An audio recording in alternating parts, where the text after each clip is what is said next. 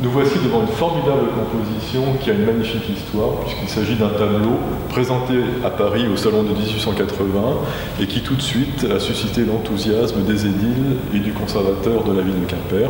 Il faut savoir que donc, ce sujet, évidemment, a été inspiré par l'île de Sein, et donc que nous trouvons dans le Finistère, et qu'il n'y avait rien que de plus naturel que de vouloir faire revenir cette composition si impressionnante, si vivante, dans les lieux qui avaient inspiré Émile Renouf, et donc au Musée des Beaux-Arts de Quimper.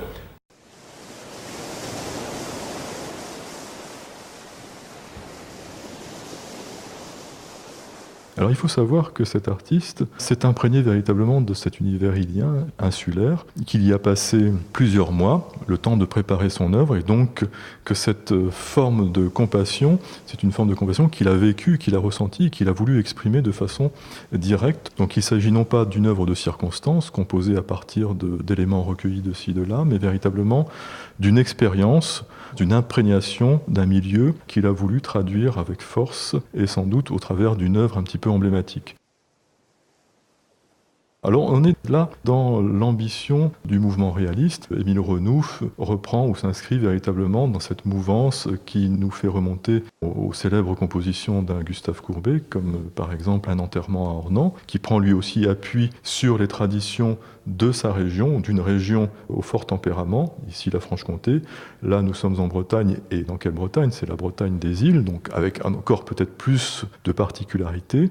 Et c'est sans doute cette filiation qui permet aussi de suivre et de comprendre à quel point cette œuvre a pu aussi provoquer l'adhésion et l'enthousiasme à la fois de certains critiques et du public en général.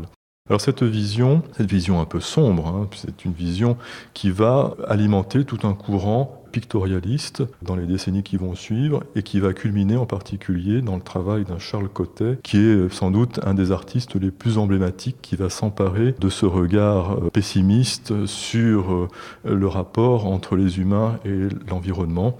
On connaît un certain nombre d'œuvres de Cottet, ces scènes de deuil liées aux disparitions en mer.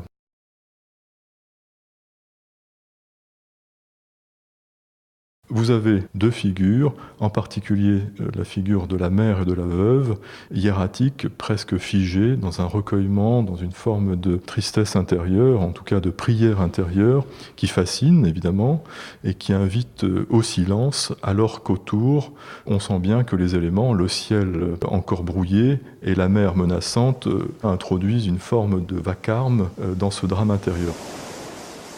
On a une rhétorique des gestes qui est savamment composée, c'est incontestable.